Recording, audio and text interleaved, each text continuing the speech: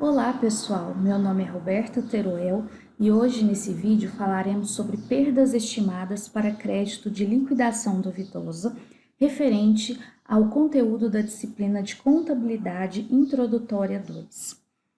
Antes de começarmos o nosso conteúdo, sugerimos algumas leituras para uma melhor fixação do conteúdo. A primeira leitura refere-se ao livro do professor Eudícibus, de introdutória da USP, Contabilidade Introdutória da USP. Em seu capítulo 7, de problemas diversos, temos a tratativa desse tema de PSLD. Também no Manual de Contabilidade, no capítulo 4, nós temos essa tratativa. E no CPC 48, de instrumentos financeiros, que veio substituir o CPC 38, né? No seu item 5.5.15, também é tratado sobre essas perdas estimadas. Então, recomendamos essa leitura para uma melhor fixação do conteúdo. Antes de iniciar a nossa aula, este vídeo ele será dividido em duas partes, sendo que nesse primeiro nós falaremos sobre o conceito e o histórico da PSLD e também da sua mensuração, ou seja, como as empresas realizam a sua contabilização e também os cálculos de estimativa. No segundo vídeo, nós trataremos sobre a contabilização dos incobráveis e como funciona a partir do momento que o saldo final no período é suficiente ou insuficiente. Trataremos também dos aspectos fiscais, quais são as diferenças com as regras contábeis. E, por último, faremos uma análise do setor bancário e suas particularidades. Ao entrar no conteúdo de PSLD, por se tratar de perdas estimadas de crédito de liquidação duvidosa, essa perda ela só irá acontecer no momento que a empresa realizar uma venda a prazo. Porque se ela realiza todas as suas vendas à vista, ela tem a entrada em seu caixa e não tem motivo de realizar essa contabilização. Mas a partir do momento que a empresa realiza uma venda a prazo, ela está assumindo o risco de que algum cliente poderá não efetivar o seu pagamento. E como a empresa ela pode, quais são algumas formas da empresa realizar essas vendas a prazo? Nós temos, por exemplo, o pagamento via duplicatas. Temos também o pagamento via cheque e o pagamento via carnê de pagamento, que é muito comum em empresas, por exemplo, como as Casas Bahia, Ricardo Eletro, Ponto Frio, entre outras. Então, quando a empresa realiza sua venda a prazo, será que todos os clientes realizarão o pagamento de todo o valor que foi pago, que foi vendido a prazo? Então, nesse cenário, nós entramos com a questão da PSLD. Vamos realizar uma contextualização em relação à inadimplência no nosso país. Essa reportagem, publicada em julho de 2018, nos informa que até junho deste mesmo ano, 61,8 milhões de brasileiros estão inadimplentes, ou seja, estão com seus nomes cadastrados em algum órgão de restrição, como o SPC ou o Serasa. E podemos perceber que esse número ele vem crescendo ao longo dos meses. Nós estávamos no começo do ano, no fim do ano passado, com 60,4 milhões de devedores e 6 meses depois esse número já está em 61,8 milhões, sendo que essa quantidade de pessoas devem aproximadamente 273,4 bilhões de reais. Então, são números bastante expressivos e que as empresas devem se preocupar com essa inadimplência. Bom, aqui temos um breve histórico de como chegamos no termo PSLD. Antes da adoção das IFRS, o termo era conhecido como PDD, ou Provisão de Devedores Duvidosos, sendo que muitas empresas ainda utilizam esses termos nos dias atuais. Esta conta figurava como uma conta no passivo. A partir da adoção das IFRS, o termo foi alterado para provisão para créditos de liquidação duvidosa, ou PSLD, e passou a ser uma conta redutora do ativo. Isso especificamente da conta de duplicatas a receber, ou também conhecida como a conta clientes. Em 2015, o termo provisão foi alterado para perda estimada e o termo passou a ser conhecido como perdas estimadas para créditos de liquidação duvidosa, ou PSLD. Por quê? Porque provisão, de acordo com o CPC 25, refere-se a um passivo de prazo ou valores incertos que serão desembolsados no futuro. Como a PSLD não se refere a um desembolso e sim a um risco de não recebimento, o termo foi alterado, contudo sem alteração das métricas e nem da forma de contabilização. Dentro das vendas a prazo, muitas empresas a realizam sob a modalidade de cartão de crédito. Nesse cenário, empresas que realizam suas vendas à vista e nessa modalidade, ou seja, de cartão de crédito, não precisam se preocupar em realizar a contabilização da PSLD, porque neste contexto, o ônus de reconhecer essas possíveis perdas é da administradora de cartão de crédito e não da empresa. Desse modo, o CPC 48 instrui que as empresas devem reconhecer as perdas de créditos esperadas para as contas a receber, ou seja, de tudo que foi vendido a prazo, qual a parcela que a empresa reconhece existir riscos de não receber. Desse modo, a empresa vai reconhecer a PSLD no final de cada exercício com o intuito de cobrir as perdas estimadas no período seguinte. E de que forma a PSLD se relaciona com os princípios contábeis da estrutura conceitual? Primeiro, pela relevância, ou seja, a empresa reconhece que de fato não receberá uma parcela do que foi vendido e informa em suas demonstrações sobre esse risco assumido. Ao reconhecer a PSLD, a empresa está também apresentando de forma fidedigna os seus resultados, o que nos leva à materialidade, já que sua omissão pode influenciar nas decisões econômicas.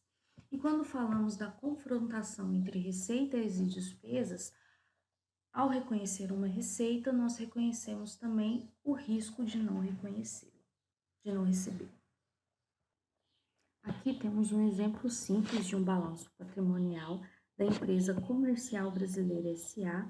na data de 31/12/2016. Nesse balanço, podemos receber que temos a conta de duplicatas a receber no valor de R$ 39.000, mas, como já vimos, existe um risco da empresa não receber esse valor em sua totalidade. Desse modo, podemos interpretar esse balanço como pouco representativo da realidade. Vemos também que na sua DRE não temos o lançamento da despesa para confrontar com a receita do período. Desse modo, as demonstrações contábeis não apresentam a possibilidade do risco de ocorrência dos prejuízos. E quando se torna comprovada a real impossibilidade do pagamento dessas dívidas, tais devedores são considerados como insolváveis ou incobráveis, e por esse motivo a necessidade do reconhecimento dos valores. Logo, é sabido que a conta resultado deve ser debitada ao fim de cada período por todas as despesas e perdas relativas ao período. Mas como identificar em qual exercício reconhecer essa perda? O que seria mais correto? Atribuir o prejuízo dos débitos insolváveis ao período em que as respectivas mercadorias foram vendidas, ou seja, eu vendo a mercadoria e já reconheço o risco de perda, ou atribuir o prejuízo ao período em que esses devedores foram reconhecidos como insolváveis. Se formos pensar no princípio de confrontação com despesas versus receitas, o mais adequado é o primeiro cenário, porque eu reconheço a receita e já reconheço a probabilidade de não recebê-la. Contudo, As empresas elas não conseguem ter uma estimativa adequada de qual valor não vai receber. Então, em muitos casos, essa despesa ela é reconhecida a partir do momento que o cliente se torna incobrável. Voltando ao exemplo da Companhia Brasileira S.A., aqui vamos supor que dos 39 mil de duplicatas a receber, somente 36 mil serão recebidos. Ou seja, a perda estimada para o próximo período é de R$ 3.000. E como nós vamos realizar esse lançamento? Vamos lançar a PSLD na conta redutora do ativo de forma credora em valor de R$ 3.000, em contrapartida com despesas com PSLD na conta de resultados devedora no valor de R$ 3.000. Lembrando que a PSLD aparecerá no ativo, reduzindo a conta de duplicatas a receber. Desse modo, a constituição da perda estimada sempre terá como contrapartida a conta de despesas operacionais. Ou seja, quando o saldo se torna efetivamente incobrável, sua baixa da conta clientes deve ser feita tendo como contrapartida a própria conta de ajustes. Isso por quê? Porque a despesa já foi reconhecida em período anterior. E se eu realizar o débito novamente dessa despesa, eu o farei de forma duplicada. Aqui vamos falar um pouquinho sobre como as empresas podem mensurar essa perda. Primeiro, pode ser feita uma análise individual de cada cliente, ou seja, eu verifico cada cliente que eu possuo e o risco desse cliente realizar o pagamento ou não. Essa situação pode se tornar inviável quando a empresa possui muitos clientes e fazer essa análise de forma individual pode tomar muito tempo. Um segundo cenário pode permitir experiência anterior com relação aos prejuízos anteriores, ou seja, eu realizo uma estimativa de quais foram as minhas perdas em anos anteriores e adoto essa expectativa para os períodos futuros. Claro que para isso também é necessário realizar a análise da conjuntura econômica do país naquele momento, porque se eu tenho uma alta PSLD em períodos anteriores, mas a economia está em crescimento, as pessoas estão consumindo mais, a tendência é que esses valores diminuam.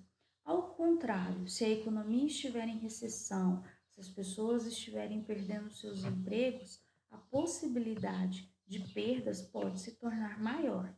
E aí a empresa tem duas alternativas. Ela pode tornar mais firme a sua análise de crédito para que as vendas a prazo ocorram de forma menor, ou então ela aumenta a expectativa da sua PSLD.